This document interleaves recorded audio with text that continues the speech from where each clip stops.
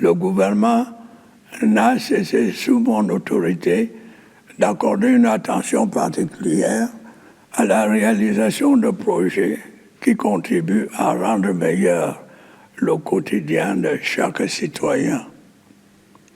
Tel est notamment le cas de la fourniture en énergie électrique, dont l'importance pour le développement des activités économiques et la vie des ménages n'est plus à démontrer.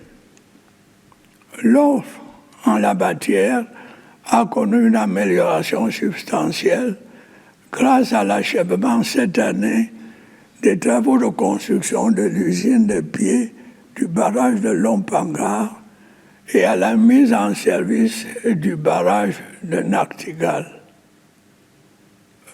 Le volume des investissements dans ce secteur stratégique est appelé à s'accroître à la faveur de la maturation de plusieurs projets hydroélectriques et photovoltaïques. Pour ce qui est des zones rurales notamment, la 4e phase du projet d'électrification des 1000 localités par l'énergie solaire va se poursuivre. Il en est de même de la construction de 360 centrales solaires dans les unités administratives non encore électrifiées. La réalisation de ces projets et le raccordement des réseaux interconnectés sud et nord permettra à terme de réduire les délestages et de résorber la fracture énergétique entre les régions méridionales et septentrionales de notre pays.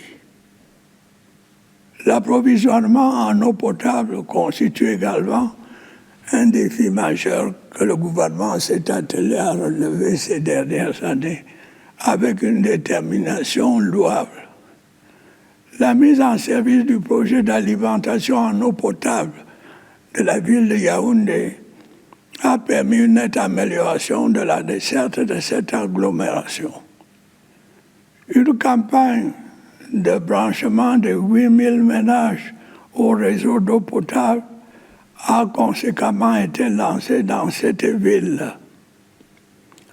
Dans la ville de Douala, les travaux de réhabilitation et d'extension de la station hydraulique de Japoma sont en cours, tandis que les études techniques du méga-projet d'adduction en eau potable de cette cité ont été finalisées. La remise à niveau des stations de production d'eau potable se poursuit dans plusieurs villes secondaires. Notre ambition est de doter chacune de nos localités d'une eau de qualité, à la mesure des attentes de nos concitoyens.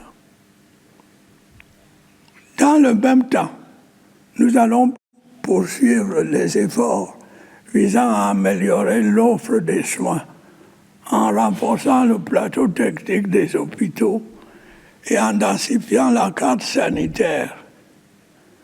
C'est le sens de la récente mise en service des centres hospitaliers régionaux de Ngaoundéré et de Bertoua. Dans la perspective d'améliorer les performances du secteur, j'ai décidé de la contractualisation de 9 944 personnels de santé sur une période de 5 ans. Ce recrutement spécial contribuera sans doute à la réduction du chômage des jeunes diplômés dans le secteur de la santé, en même temps qu'il facilitera substantiellement la prise en charge des malades. Sur un tout autre plan, le dialogue entre le gouvernement et les organisations syndicales se poursuit dans le sens de la prise en compte des aspirations et des préoccupations des enseignants.